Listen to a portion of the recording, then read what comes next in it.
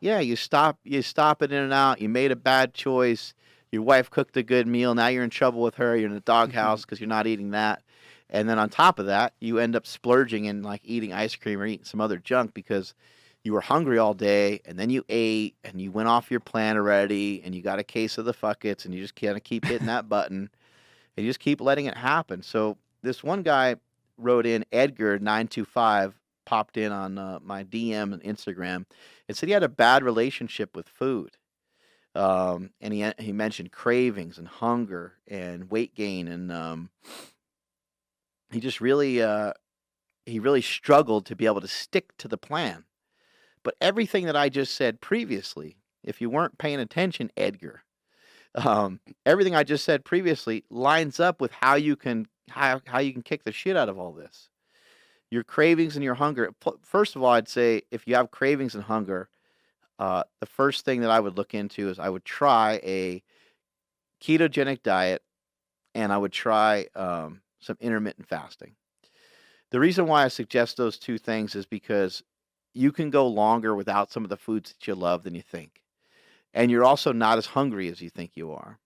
And so when you work on some intermittent fasting, you could build up your body's ability to be hungry and you can teach yourself that you ain't really that hungry anyway. It's not that bad. You just went 4 hours without food. You ain't going to die. And you probably have plenty of body fat to run off of, right? So you don't need to you don't need to you don't need to let food rule you. You can be in control of your food. You can be in control of these things and you can prepare and you can prep your foods. Staying on a diet is as simple as doing a diet. It's simple as taking it one meal at a time. If you go off your diet, you're only one meal away from being back on your diet. You're one meal away from being off your plan. You're one meal away from being back on it. It doesn't have to be complicated. It doesn't have to be hard. Now, in a ketogenic diet, you're kind of either ketogenic or you're not, right? But following some of the low carb principles, so what? You ate 50 carbs for the day or 75 carbs per day. It's not a huge deal. It's not a huge problem. Think about the fight that you're in. The fight that you're in is to be less fat. The fight that you're in is to be in better shape. The fight that you're in is to be better than you were yesterday. And so in order to be better than you were yesterday, it doesn't mean that we have to sleep 8 hours a day. It doesn't mean that we have to be picture perfect on our diet every day. It doesn't mean that we have to be picture perfect with our training. It doesn't mean everything has to be perfect. It just means that it has to be a little bit better. And if we were to give ourselves points for the day and we were to add things up and we said, okay, sleep, all right, out of 10, sleep gets a 6, training gets a 6. Let's see, did I learn anything today? Like where's my learning? Where's my education for the day? Does anybody even do that? or you just going to work and you don't have, quote unquote, don't have time to learn? Because that would be a big mistake in my opinion. You're not going to be able to elevate. You're not going to be able to expand beyond where you currently are unless you continue to figure out a way to have some form of continued education.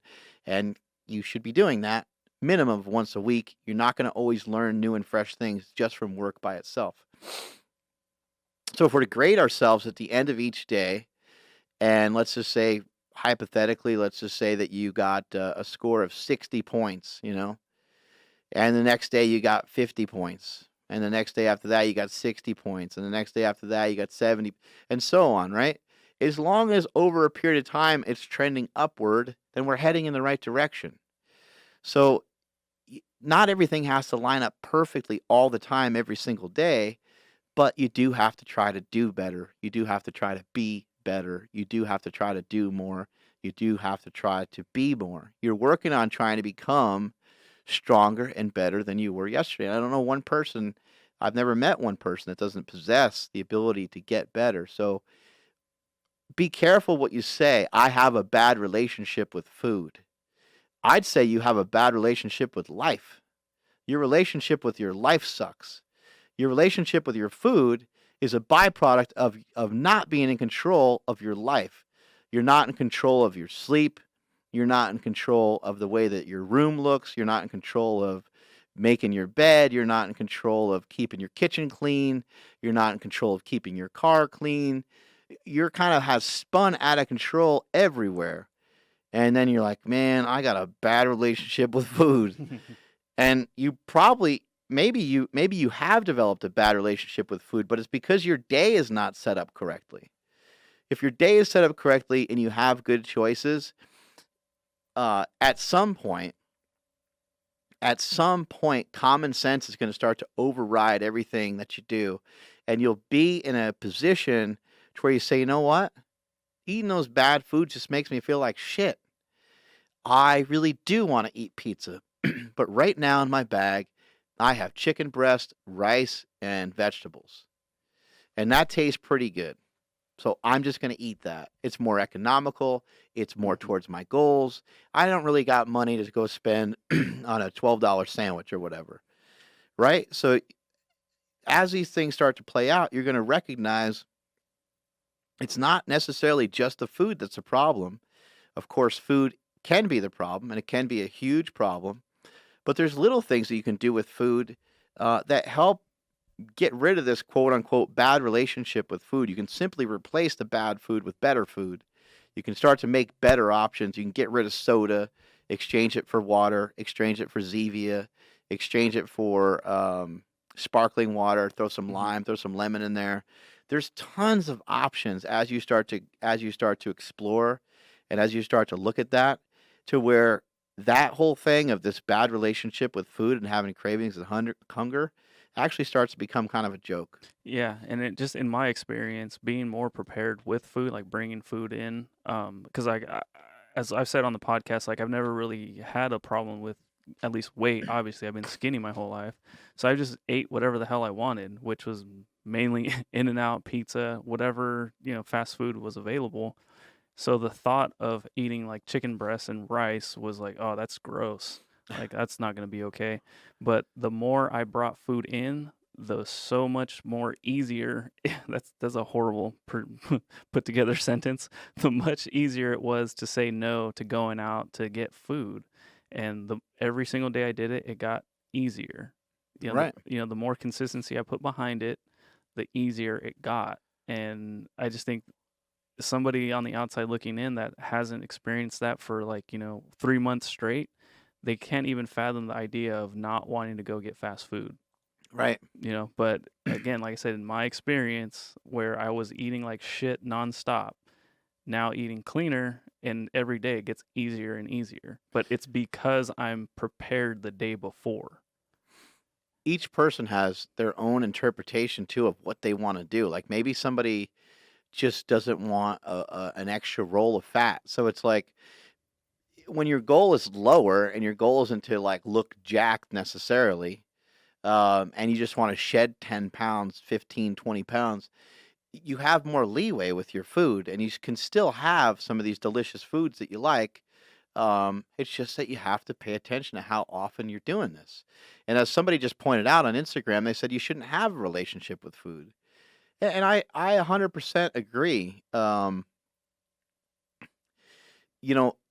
lot of situations that happen, there's too much emotion behind them.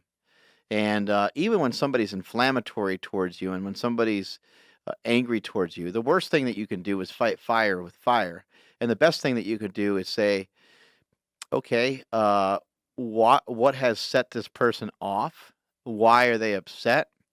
And let's figure out a way to cool them off. So rather than fight fire with fire, fight fire with something that will put out the fire, which would be water or baking soda, right? Try to find something that will cool the situation off. Somebody wants to be inflammatory and somebody wants you to put up your dukes. I would say try to figure out a way to cool and calm the situation down.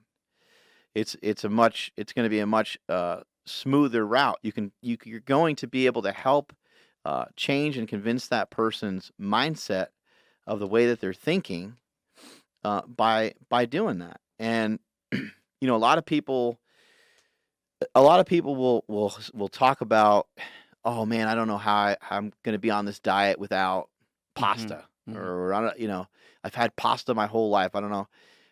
You don't have to do any diet where you're without anything. You can still eat these things. It's just that you can't eat them all the time. You can't, but also, how often do you really eat those things anyway? And how often do you want to? And then start to have a conversation with yourself about what's reasonable.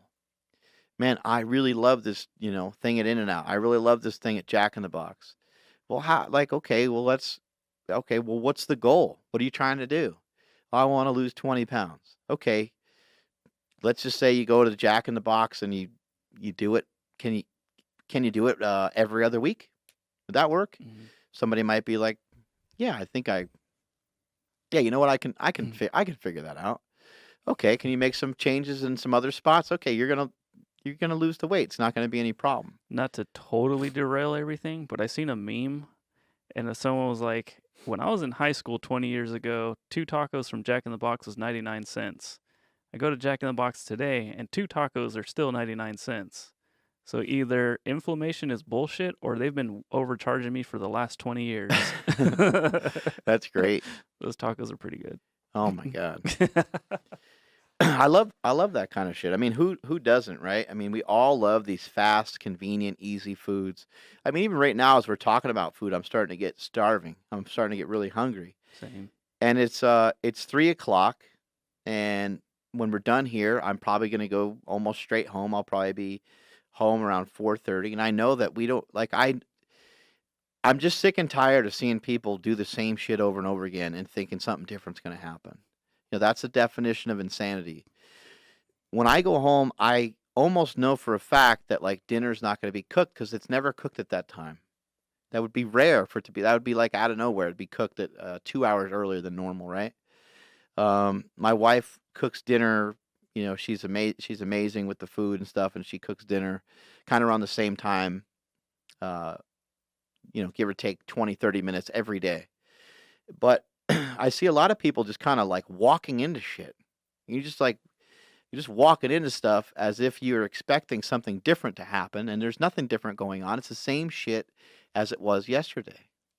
So this idea of having a bad relationship with food, I think you have a bad relationship with your life, and you got to clean your shit up. You got to clean your act up. You have to figure out a way to be more prepared. You have to start preparing some of your foods. You have to figure out a way to get out in front of your day. Start going to bed earlier. Start waking up earlier.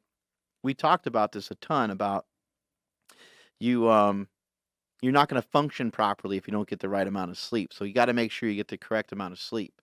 What's the correct amount of sleep? Do better than you did yesterday. If you only sleep 5 hours every night, work on sleeping 5.5. Just work on it and just try. And this idea of trying, I feel this needs to be explained. Just because you try something once and fail doesn't mean that you don't try again. You try and you try again. You try again, right? You keep trying. You try something, you get some pushback. You try something, it doesn't work. You try something and you fail. How many times have you heard, about athletes like Reggie Jackson? Reggie Jackson used to drop bombs left and right. He used to just nail home runs for the Yankees all the time. But he also struck out more than anybody else in the history, right? Look, people don't talk about how many interceptions Brett Favre's had in his career.